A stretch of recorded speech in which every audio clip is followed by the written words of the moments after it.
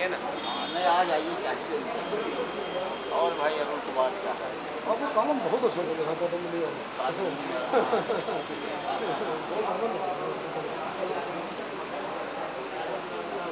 अब जो आ रहा है अगला वाला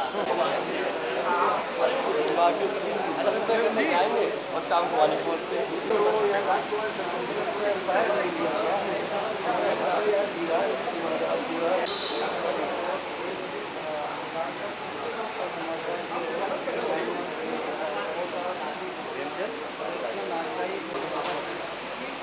आगे तो हम पत्रकार में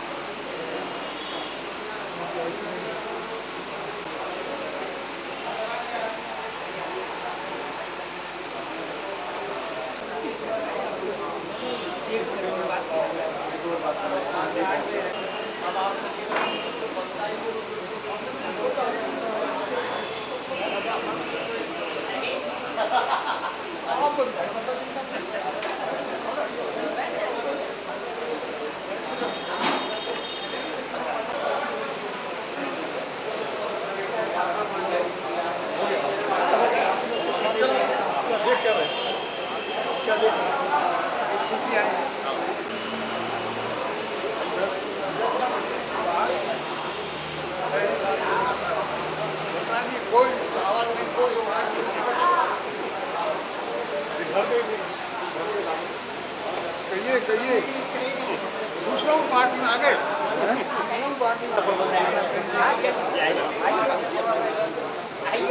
आ जाए थोड़ा चाय व्यवस्थित क्या करते हो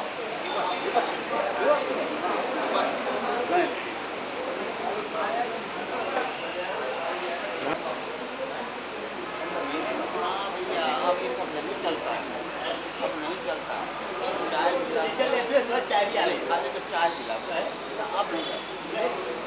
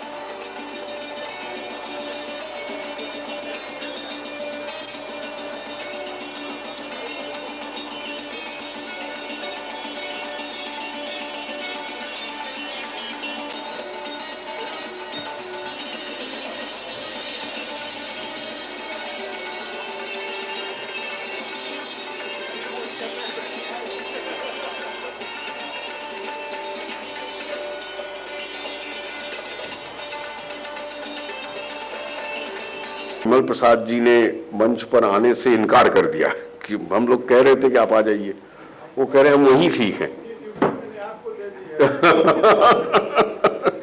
लेकिन हम सब आपका आशीर्वाद लेते हुए आगे की कार्रवाई को अग्रसर कर रहे हैं।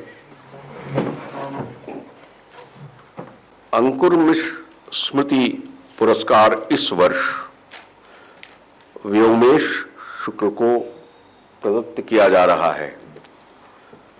उनकी कविता के विषय में सबसे बड़ी बात मैं यही कह सकता हूं कि एक तो उन कविताओं को पढ़ने का मुझे सौभाग्य मिला, और सबसे अच्छा सौभाग्य भी मिला कि मेरे परम मित्र और हिंदी के वरिष्ठ कवि वीरेन डंगवाल ने यह कहा कि अद्भुत कविताएं हैं, जरा इसको पढ़कर देखना। तो ये जो इस पुरस्कार के प्रति वीरेन डंगवाल का वचन है, वो अभी उन्होंने मुझसे कहा कि इन कविताओं को कितना पढ़ा है। हमने कहा कि कुछ कविताएं पढ़ी है, पूरी नहीं पढ़ी है। संग्रह पढ़ा, हमने कहा संग्रह नहीं पढ़ा। तो ये जो पुरस्कार है आज, और हिंदी के एक ऐसे कवि को दिया जा रहा है, युवा कवि को, और उस कविता के विषय में हिंदी के एक वरिष्ठ कवि ने जो कहा वो मैंने आपको निवेदित कर दिया। मुझे नहीं लगता कि इससे बड़ा कुछ और कहा जा सकता है उस कविता के विषय में। जिस कविता की कोई और कवि प्रशंसा करे, ये बड़ा मुश्किल काम होता है। वैसे आलोचक तो फिर भी कुछ प्रशंसा इत्यादि कर देते हैं,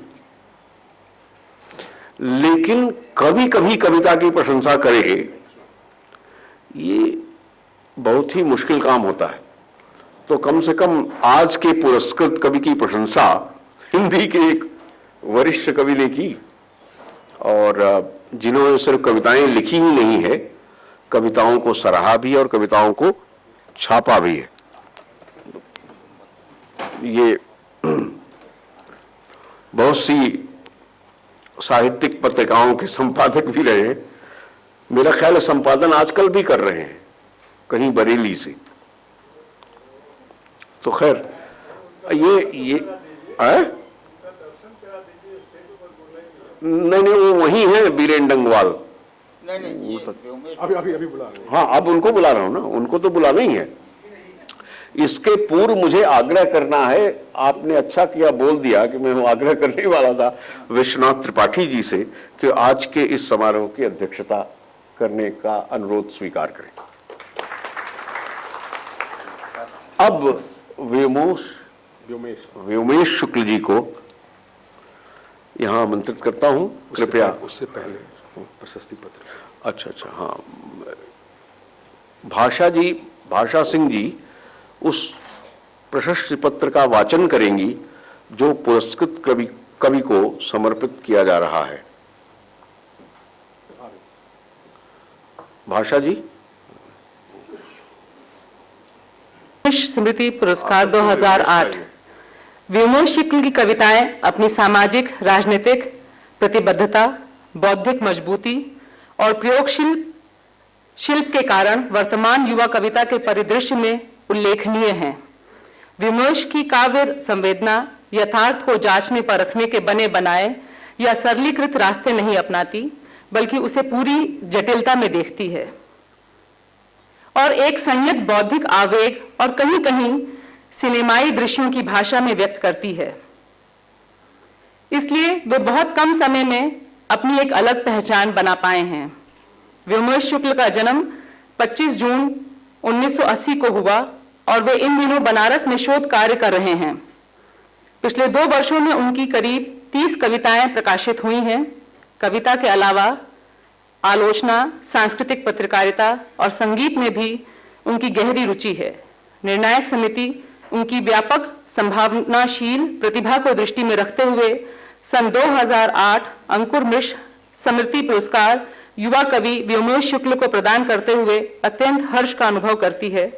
नामवर सिंह, विश्वनाथ त्रिपाठी, विष्णु खरे, मंगलेश डबराल।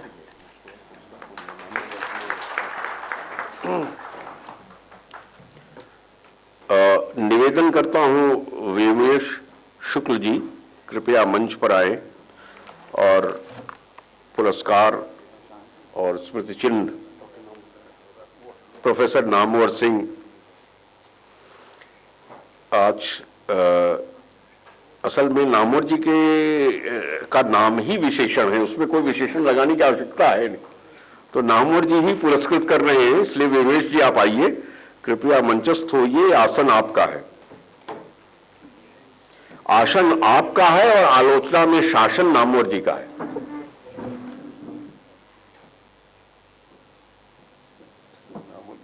आलोचना में शासन का वक्तव्य, हाँ ये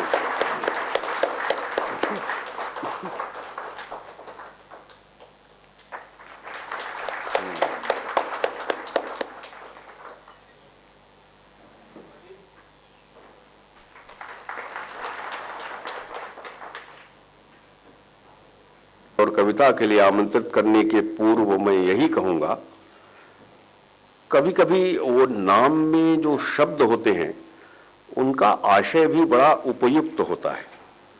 नामवर जी से अनुरोध लेते हुए कह सकता हूं कि व्योमेश हमेशा शुक्ल ही होगा, उज्जवल ही होगा। तो अब मैं व्योमेश शुक्ल को आमंत्रित करता हूं कि अपना वक्तव्य दे और अपनी कविता आपके सामने प्रस्तुत करें।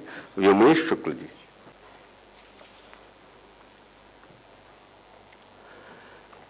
धन्यवाद। सभागार में उपस्थित श्रोता और मंचस्थ श्री नामवर सिंह, श्री केदारनाथ सिंह, श्री विश्वनाथ त्रिपाठी, श्री विष्णु खरे, श्री मंगलेश डबराल, श्री आलोक मेहता, श्री देवी प्रसाद त्रिपाठी, श्री अनिल मिश्र।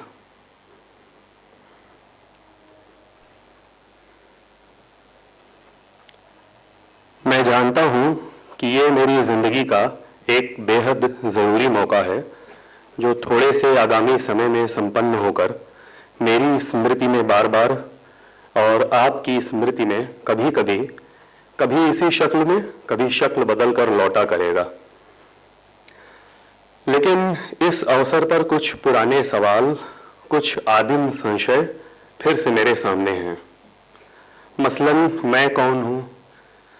ये सवाल सुदूर बचपन से मेरा पीछा कर रहा है। और भी ऐसे कई सवाल हैं। मसलन कविता क्या होती है?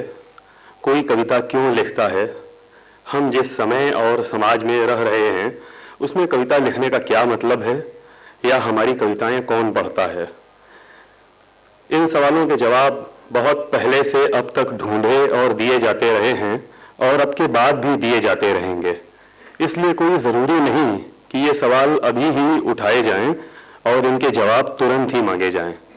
लेकिन इतना तय है कि बृहत्तर समाज एक कविताहीन समाज है और अपनी जीवन व्यावहारिकताओं में वह कविता के तर्क, कविता की संभावना और कविता के अस्तित्व के दुश्मन की तरह पेश आता है। वो पाठ्यक्रमों के अलावा कहीं भी कभी भी कविता नहीं पढ़ता। आधुनिकतम कविताओं से वो निहायत अपरिचित है, जबकि कविता की दुनिया के नागरिक, कविता से प्यार करने वाले, उसकी ताकत से जीवन और कर्म के स्तर पर प्रतिकृत होने वाले लोग बेहद कम हैं, लेकिन अप्रत्याशित हैं। ऐसे में ये जानना और भी रोचक है कि वे कौन से लोग हैं जो कविताएं लिखने, पढ़ने और उन पर बात करने के गोपनीय अभियान में शामिल हैं। स्पेन के मशहूर लेखक ख्वान रामोन खिमेनेस ने अपनी एक किताब ऐसे लोगों को समर्पित की है। उनकी किताब में समर्पण के शब्द यूं हैं, टू द इमेंस माइनॉरिटी, अर्थात अपार अल्पसंख्यकों के लिए। यानी कविता पढ़ने वाले अल्पसंख्यक तो हैं, लेकिन अपार हैं। उन्हें गिनती में सीमित नहीं किया जा सकता। वे कविता से रिश्ता न रखने वाले बहुसंख्यकों से कम जरूर हैं, लेकिन परिमेय नहीं हैं। कविता से खुद को और खुद से कविता को बदलने वाले वे लोग लगातार हैं, लेकिन भूमिगत और चुप्पा। वे इस तरह छिपे हुए, बिखरे हुए, गुमशुदा और सतह के नीचे हैं कि उनकी गिनती नहीं की जा सकती। इस आत्मलिप्त और सतही संसार में कविता की सक्रियताएं एक खास तरह की अंडरग्राउंड एक्टिविटी हैं। ये तथ्य उनकी और कविता की शक्ति है, और आज इस आयोजन में एक कवि को याद करके हम उसी शक्ति को सार्वजनिक कर रहे हैं। इस कार्य के लिए मैं अंकुर मिश्र फाउंडेशन और उसके नियामकों श्री अनिल मिश्र, श्रीमती वंदना मिश्रा का अभिवादन करता हूं। लेकिन मेरी कहीं बात का ये मतलब नहीं लगाया जाना चाहिए कि हम बृहत्तर समाज में कविता के लिए कोई स्पेस या कोई रियायत मांग रहे हैं। हम ऐसी स्थिति से क्षुब्ध जरूर हैं, लेकिन मुख्य धारा का हीनतर अनुषंग बन जाने के लिए कोई कोहराम नहीं मचा रहे हैं। हम उस समाज के अधुनातन स्पंदनों की, उसके उत्थान और पतन की, उसके अतीत, वर्तमान और भविष्य की मीमांसा करने वाला गद्य लिखना चाहते हैं, जिसका हम खुद छोटा सा हिस्सा हैं। और ये मीमांसा भी कविता का संपूर्ण कार्यभार नहीं है, एक तात्कालिक दायित्व है। एक विषम, दारुण और बेतरह विस्तृत यथार्थ हमारे स्नायु तंत्र पर मौजूद है। ये यथार्थ अब इतना विशाल है कि अपने आप में संपूर्ण सृष्टि एक समूचे ब्रह्मांड की तरह पेश आता है। नव्यतम प्रसंग, लोग, तथ्य, दृश्य इस यथार्थ की गति और स्थिति में इजाफा करते जाते हैं। इस विराट वस्तु सत्य को धारण करने योग्य मनस्थिति का निर्माण करना हमारा सबसे जरूरी काम है। मुक्तिबोध ने कहा था कि सच्चा लेखक हमेशा स्वयं के साक्षात्कार सामर्थ्य की तुलना वस्तु सत्य की विशालता से करता रहेगा और मानता रहेगा कि जो कुछ भी उसने वस्तुतः संपन्न किया है उससे अच्छा किया जा सकता था।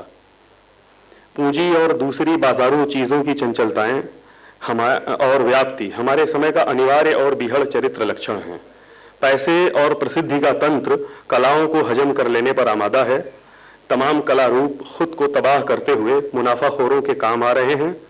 ये कहने में कोई झिझक नहीं होनी चाहिए कि पेंटिंग जैसा कला रूप पूरी तरह उपभोक्ता उत्पाद में तब्दील होकर अरबों खरबों के अंतर्राष्ट्रीय कारोबार की वजह बना हुआ है। कला के नैतिक मूल्य को उसकी बाजारू कीमत अपदस्थ कर रही है। साहित्य और विचार को सर्वाधिक खतरा इस चेहराहीन, आत्माहीन और दिशाहीन आर्थिक प्रक्रिया से है। यह प्रक्रिया आदमी नाम की चीज को नहीं पहचानती, कठोर से कठोरतम है और एक अंधी बहरी यांत्रिकता के साथ धंधेबाज कृत्य करती रहती है। अच्छाई और बुराई में से किसी एक को चुनना उसे नहीं आता और अपने लाभ के अलावा उसके पास कोई पैमाना नहीं है। इसलिए कलाएं और विचार उसके लिए शत्रु से कम नहीं है। ऐसे वर्तमान में आपाद मस्तक लिप्त हमारे इस दौर में स्मृति और अनुभव की सर्वाधिक बर्बादी हुई है। कविता को इस त्रासद दृश्य का प्रतिकार बनना होगा जो वो पहले से भी है। फिलहाल उसे और समावेशी और उदात्त और युयुत्सु और संश्लिष्ट और कठिन बनते जाना है। बीते 2 दशकों में बहुत सी सामाजिक अच्छाइयों को कुचलते हुए मनोरंजन दृश्य के केंद्र में आ गया है। उसके दबाव की वजह से विचारों, मूल्यों, सच्चाइयों और कलाओं से सहज और सरल होने की अतर्क मांग बढ़ती गई है। अर्थात अब हमारा नागरिक जिंदगी की तरह कविता के भी मजे लूटना चाहता है। मजा लूटने के इसी वर्तमान माहौल के भीतर सर्जनात्मकताओं को रोजमर्रा के सामानों की तरह हल्के फुल्के ढंग से लेने और उत्कृष्टता के लिए होने वाले कलात्मक समर को छीण कर देने वाली प्रवृत्तियों को पोषण मिलता है। इसी के भीतर से निकलने वाली आवाजें बीती लड़ाइयों को भुला देने और योद्धाओं की खिल्ली उड़ाने की मूर्ख और आत्मघाती कोशिशें करती हैं। लेकिन वक्त गवाह है कि ऐसी चीजें दूर तक नहीं जा पाती और जाहिर हो जाती हैं। वैसे अनश्वर तो कुछ भी नहीं है। सत्य और सौंदर्य भी एक समय के बाद नष्ट हो जाते हैं। लेकिन अपूर्व जगमगाहट के इस दौर में मृत्युबोध की भी हवा निकल गई है। मध्य वर्ग का अनियंत्रित उल्लास देखकर लगता है कि उसे किसी पारलौकिक सत्ता से अजर और अमर होने की गारंटी मिल गई है। कविता को मध्यवर्गीयता के इस झूठे उत्सव का वस्तुपरक विरोध करना है और जीवन के विभिन्न स्तरों पर मध्यवर्गीय संकीर्णताओं और रूढ़ियों की पहचान करनी है। किसी दुःस्वप्न में भी समकालीन हिंदी कविता को मध्यवर्गीय सौंदर्याभिरुचि और मध्यवर्गीय राजनीतिक सरोकारों का बंदी नहीं बनने दिया जा सकता। हमने बीते 20 वर्षों में अपने सामाजिक और सांस्कृतिक ढांचे को प्रतिक्रियावाद की चपेट में आते देखा है। चेतनाएं इस बीच लगातार प्रतिक्रियाओं से भरती गई हैं और बदला लेना एक मूल्य की तरह स्थापित होता जा रहा है। बाबरी मस्जिद के ध्वंस से शुरू होकर बदले का यह सिलसिला गुजरात नरमेध से होता हुआ अब तक जारी है।